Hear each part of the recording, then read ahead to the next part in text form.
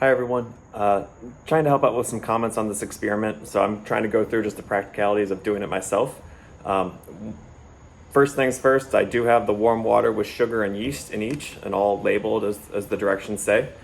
Um, uh, to me, for just as I practice to do this, I know it says to do it for different people in the group will do it. So I'm gonna take my one dirty finger first. Well, first I'm gonna stir up the yeast and let them sit for a little bit. These are all the same solutions, so I'm not worried about cross-contamination right now. But I got the yeast going.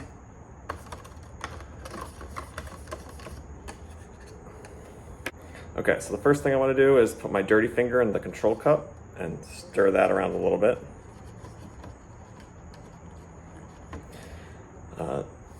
Next thing I want is the alcohol solution. I think is easier for me to do, so I'll put that on my other finger.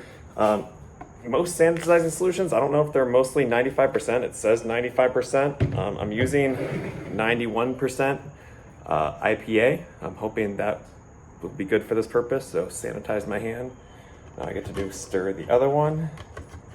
And I think I just mixed up the soap and sanitizer. So just remember I put my alcohol in the middle finger, middle cup.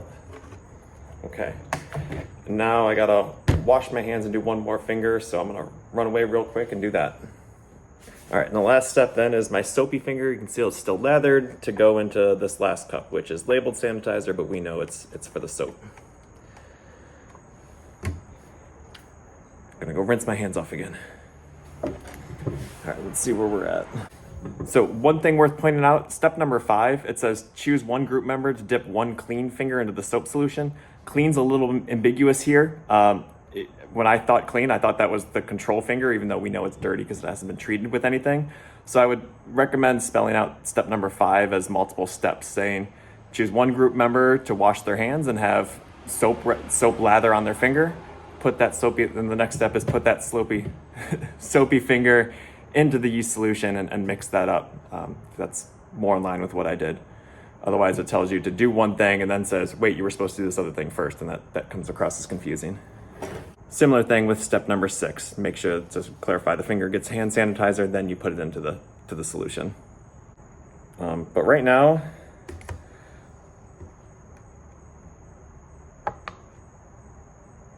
maybe there's some foam. If this top layer of bubbles is what we're considering the bubbles, I don't see many like active. I do see, then again, I'm not sure what bubbles were created from stirring or not or whatnot. But overall, it looks pretty even across the board, maybe less of this layer on the sanitizer step. I think that's what I would have expected. I should have stated that at the beginning. But we'll wait this out and see what else happens. Give it a couple more minutes. So yeah, it says wait to 5 to 10 minutes, so I'll keep this going for a little bit. And I'll walk away. See ya.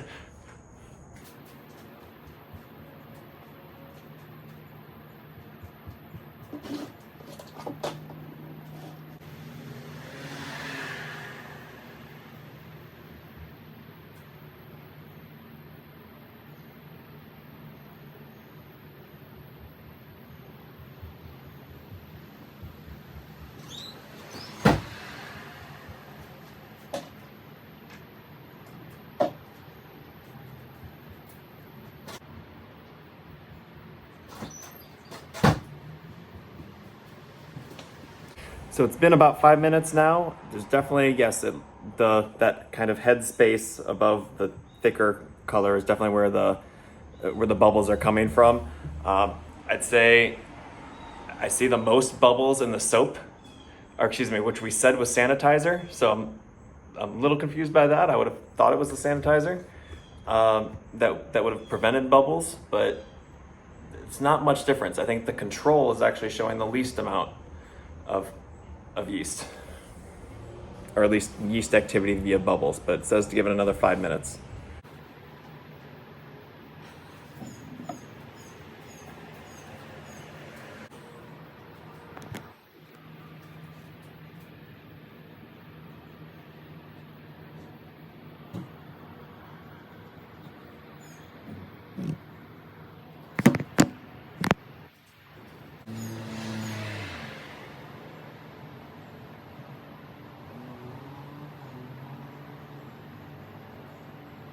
So we're getting pretty close to 10 minutes now.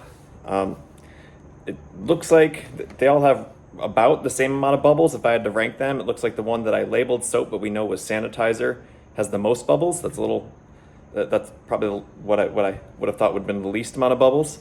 It looks like the one that we know has soap in it is in the middle, and the control looks like it has the least amount of bubbles. So again, this is all kind of the opposite direction I was thinking. I don't know if that was the intention, but again, there could have been just how I mixed it, how much yeast I added. I wasn't the most perfect, or sugar that I added.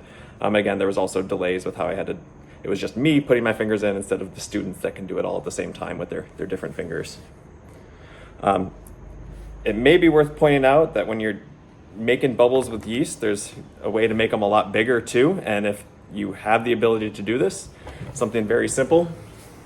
What I have here is a mixture of food coloring, that's where the pink is, hydrogen peroxide, and soap. And so with that, what you end up getting is, if you add yeast to this, the yeast will break down the hydrogen peroxide and turn it into harmless water and oxygen.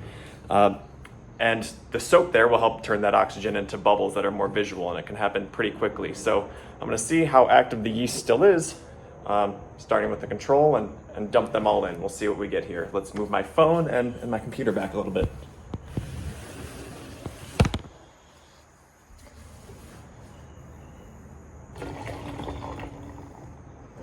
You can see pretty quickly, we got a lot of bubbles rising out of this. Let's see if I can add more before they come out the top.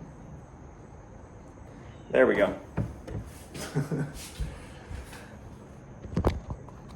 And that's a little way to have some fun with the last little bit of yeast before you toss it out. So hydrogen peroxide, definitely something you want to be careful with, but it turns it into a pretty harmless soap and water solution at the end. You see it's just all falling on the floor of my garage. All right, thanks for inspiring me to do this. I'm sorry the results of the study weren't as complete, but to Doug's point, definitely worth checking out doing it first before we have the kids do it, help explain what we saw. So thanks.